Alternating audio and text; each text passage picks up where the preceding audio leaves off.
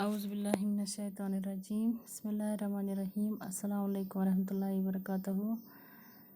हम क्लास 8 के साइंस का एक लेसन पढ़ रहे थे जिसका नाम है फूड प्रोडक्शन एंड मैनेजमेंट। ये है चैप्टर नंबर 6। ये बहुत लेंथी चैप्टर है, इसलिए इसको हमें लगभग 3 दिन लगे और आज चौथा दिन है। तो अब हम आज इंशाल्लाह इसको ख़त्म करने की कोशिश करेंगे। तो मेरे बच्चों कि आप अच्छी तरह से सुनेंगे, गौर से सुनेंगे। तो हमने इस लेसन में बहुत कुछ पढ़ा, बहुत कुछ सीखा, जैसे एग्रीकल्चर किसको कहते हैं, या क्रॉप जो हैं, क्रॉप प्लांट्स, क्रॉप्स कितने किस्म के होते हैं आपको याद ही होगा। तो इसी तरह फिर हमने क्रॉप प्रैक्टिस जो है उसमें क्या क्या हम करते हैं, जैसे सॉइल होनी चाहिए अच्छी, सीड्स होनी चाहिए ठीक, मैनवर्स, फर्टिलाइज़र्स हम इस्तेमाल करते हैं। और इसके बाद हमने कल पढ़ा था इरिगेशन कहते हैं वाटरिंग को, कि इसमें हमें जो वाटर है, पानी जो डालते हैं हम इन पेड़ पौधों को, वो ना ज़्यादा होना चाहिए और ना कम होना चाहिए। हमें वो मतलब मिक़दार में डालना है, ना ज़्यादा डालना है और ना ज़्यादा कम डालना है।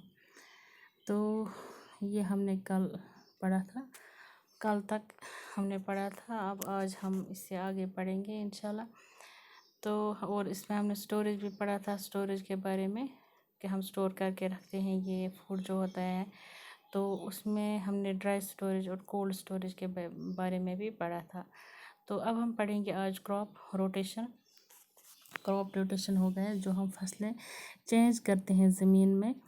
एक ही ज़मीन का टुकड़ा होगा, जैसे हम एक कनाल ज़मीन लेंगे तो उसमें हम एक साल एक किस्म की जो फसल होगी वो बोएंगे, तो दूसरे साल दूसरी किस्म की। या जैसे आपको पता है क्रॉप्स के 2 किस्म हैं, खरीफ क्रॉप्स एंड रबी क्रॉप्स, और ज़ैद क्रॉप्स भी पढ़ा था, 3 किस्म हैं। तो अलग अलग मौसम में ये बोए जाते हैं। इस तरह से हम पहले जो मार्च में सीड्स बोए जाते हैं वो हम मार्च में बोएंगे, फिर उनकी कटाई होती है अक्टूबर में, फिर नवंबर दिसंबर में दूसरे बीज बोए जाते हैं, फिर उसी ज़मीन में हम वो दूसरे बीज बो सकते हैं। तो इस तरह से होती है रोटेशन इन ज़मीन में इन क्रॉप्स की, इसको कहते हैं क्रॉप रोटेशन। जैसे मैं एग्ज़ाम्पल आपको दूंगी, जैसे बंद गोभी इधर इन्होंने बोला है कि हम बंद गोभी की बीज बोएंगे, तो वो हम किस महीने में बोते हैं, तो फिर हार्वेस्ट का महीना भी उसका अलग होगा, कटाई का। तो इस तरह से जब हमने बंद गोभी बोई, तो इसको लगती है ज़रूरत, इसको ज़रूरत है जो सॉइल में नाइट्रोजन मिक्स हुआ होता है, वो इसको ज़रूरत होती है बढ़ने के लिए, इसकी पैदावार अच्छी निकलने के लिए। तो इससे क्या होगा, जब हमने इसने सारा यहाँ से नाइट्रोजन हासिल किया इस बंद गोभी ने इस ज़मीन से, तो वहाँ पर जो नाइट्रोजन की क्वांटिटी है उस ज़मीन में वो कम हो जाएगी। तो हमें फिर ये मतलब उसमें सब्ज़ी वो बोनी है जिससे जो ये क्रॉप नाइट्रोजन की क्वांटिटी जो है वो बढ़ जाएगी। तो वो जिसमें बहुत ज़्यादा नाइट्रोजन होगा और उनको बढ़ने के लिए नाइट्रोजन की ज़्यादा ज़रूरत नहीं पड़ेगी, तो इस तरह से उस ज़मीन में जो नाइट्रोजन है उसकी क्वांटिटी बढ़ जाएगी। तो इसके बहुत से फ़ायदे हैं, जो हम ज़मीन है हम ये अच्छी तरह इस्तेमाल कर सकते हैं, क्योंकि हम इसको कभी भी मतलब बेकार नहीं रख सकते हैं, इसको अच्छी तरह हम इस्तेमाल कर सकते हैं। पहले एक फसल बोएंगे फिर दूसरी फसल बोएंगे, तो उसकी जो ज़रख़ेज़ी है वो भी बरकरार रहेगी, वो भी बंजर ज़मीन नहीं बन जाएगी, और जो ज़मींदार है उसको भी फ़ायदा पहुँचेगा, उसको भी बहुत सारी फसलें जो क्रॉप्स की जो फसलों की वैरायटी है, उसके किस्में हैं, वो भी उसको बहुत सारे मिलेंगे, वो उनको फिर बेच सकता है। जैसे मैं एग्ज़ाम्पल इधर इन्होंने दी है क्रॉप रोटेशन की, मिसाल के तौर पर हम लेंगे पी या बीन्स या ग्राम्स या पल्सेस, ये हम एक सीज़न में हम इसको बोते हैं ज़मीन में। तो जो गेहूँ है, गुंदम है, ये हम दूसरे सीज़न में हम ज़मीन में बोते हैं। तो जो ये लेग्यूम्स इनको कहते हैं, जो ये सब्ज़ ये बीज निकलते हैं या بینز نکلتے ہیں، پیز، مٹر، راجما، یہ سب جو پودے ہیں ان میں سے رائزوبیم زیادہ ہوتا ہے. یہ آپ نے پڑھا ہے مائکرو آرگنزم میں بیکٹیریا ایک ہے، اس کا نام رائزوبیم ہے. یہ اس کا کام کیا ہے، یہ نائٹروجن کی جو مقدار ہوتی ہے وہ یہ بڑھاتی ہے ایٹماسفیئر میں. تو اس کا مطلب کیا ہے کہ جو یہ نائٹروجن ہے یہ سوئل میں بھی اس کی کوانٹٹی جو ہے وہ بڑھائے گی. تو جب اس میں نائٹروجن کی کمی ہو جائے گی، جب ہم گیہوں بوئیں گے، یہ گندم بوئیں گے، تو اس میں نائٹروجن کی کمی ہو جائے گی. تو اگر ہم اس کے بعد پیز یا بینز اس زمین میں بوئیں گے تو اس طرح سے جو نائٹروجن لیول ہے وہ برابر رہے گی، وہ اس میں کم نہیں ہو جائے گی. جبکہ جو لیجوم کراپس ہے، جو یہ بینز ہے یا پیز ہے، ان کو نائٹروجن جو کوانٹٹی ہے ان میں وہ بہت ہوتی ہے، کیونکہ ان کے جو روٹس ہوتے ہیں وہ زیادہ نائٹروجن فکسیشن کرتے ہیں. تو اب دوسرا ہم پڑھیں گے ملٹیپل کراپنگ. ملٹیپل کراپنگ کیا ہوگا ہے، ہم اس کا مطلب ہے ملٹیپل کراپنگ ہے ایک ہی زمین کا ایک کنال ہوگا، ہم اس میں مختلف قسم کے سبزیاں ہی ہم لیں گے، بوئیں گے. جیسے ہم نے ساگ بھی بویا، ساگ کا بیج بھی بویا، ٹماٹر کے بھی، مرچ کے بھی یا گاجر کے بھی، ہم نے سارے اس میں بیج بوئے. تو اس سے کیا ہوتا ہے، ہم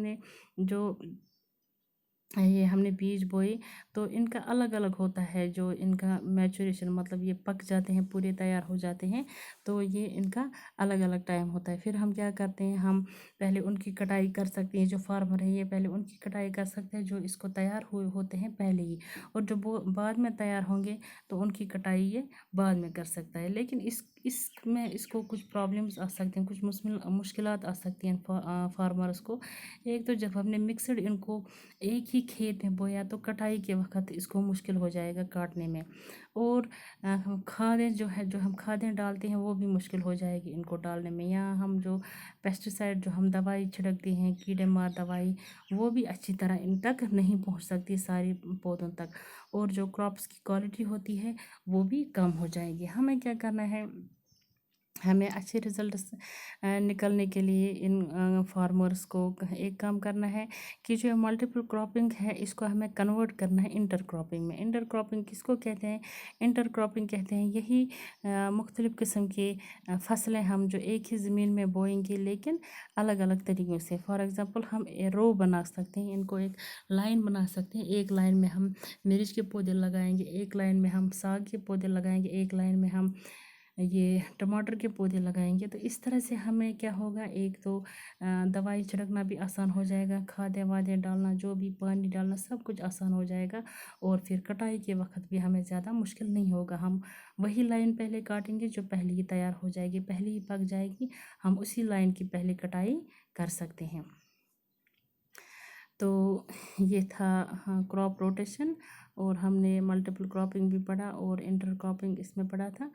تو اس کے بعد بچوں لاسٹ ہے اس لیسن میں، یہ ہم نے پڑھا تھا پلانٹس کے بارے میں، کیونکہ سب سے پہلے ہی میں نے بولا تھا کہ جو لیونگ آرگنزمز ہیں ان کو ضرورت پڑتی ہے، جیسے ہیومنز ہیں، ہیومنز کو ضرورت پڑتی ہے فوڈ کی، وہ فوڈ ہم حاصل کرتے ہیں پلانٹ سے بھی اور اینیملز سے بھی. تو ابھی تک ہم نے پڑھا تھا پلانٹس کے بارے میں کہ یہ پلانٹس ہم ان کی جو دیکھ بھال کیسے کرتے ہیں، یا ان میں جو فصل کی پیداوار ہے وہ کیسے ہم بڑھا سکتے ہیں، وہ اچھی پیداوار کیسے نکل سکتی ہے فصلوں میں، اس کے بارے میں میں نے پڑھایا تھا کیا کیا طریقے ہیں اس کے لیے. تو اس کے بعد ہم پڑھیں گے اینیمل ہسبنڈری.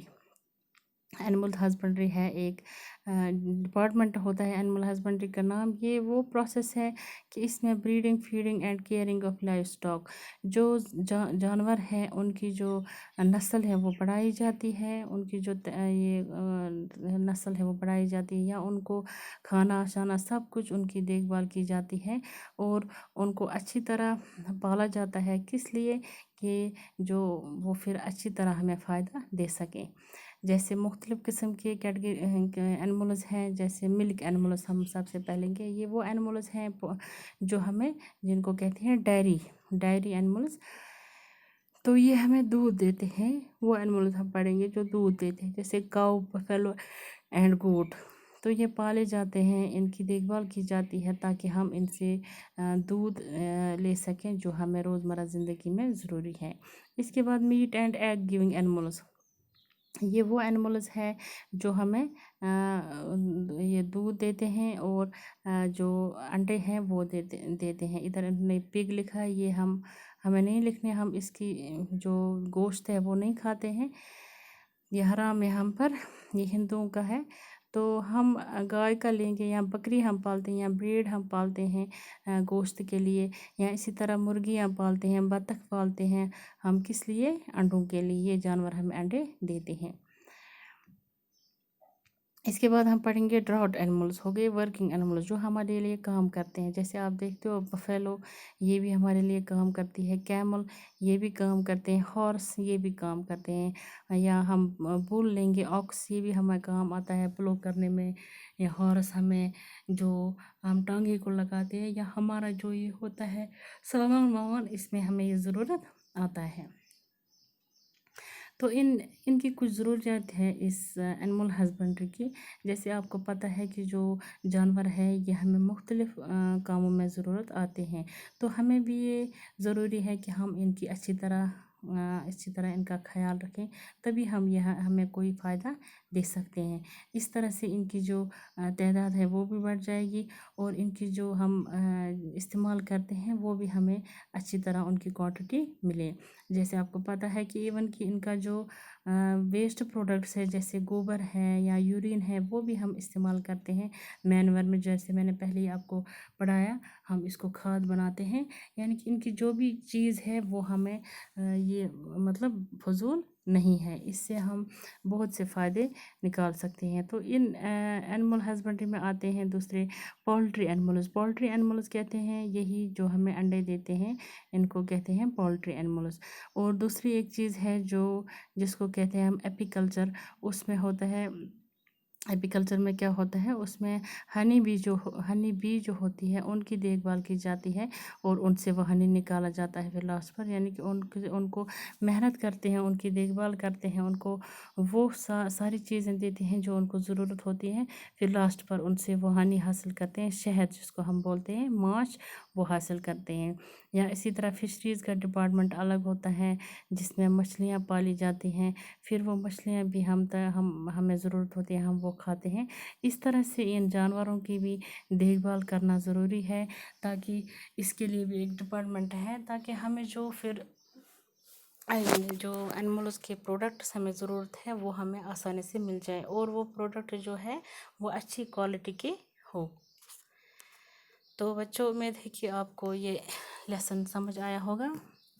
تو انشاءاللہ آپ میں نے پچھلے ویڈیو جو بنائے وہ اگر آپ پھر ایک دو بار دیکھیں گے، ایک دو بار سنیں گے ریپیٹڈلی، تو اس طرح سے آپ کو یہ لیسن سمجھ آئے گا. یہ لیسن بہت لینتھی تھا، تو ہو سکتا ہے آپ کو پچھلا بھول بھی گیا ہوگا. تو آپ ایک کام کریں، آپ پچھلے جو ویڈیوز ہیں وہ ویڈیو پارٹ فرسٹ جو تھا اس سے پھر سے وہ دیکھیں، وہاں سے شروع کریں، اور برابر یہاں جو ویڈیو نمبر یہ 4 ہے شاید آج، تو پارٹ 4 تو یہاں تک دیکھیں ریپیٹڈلی.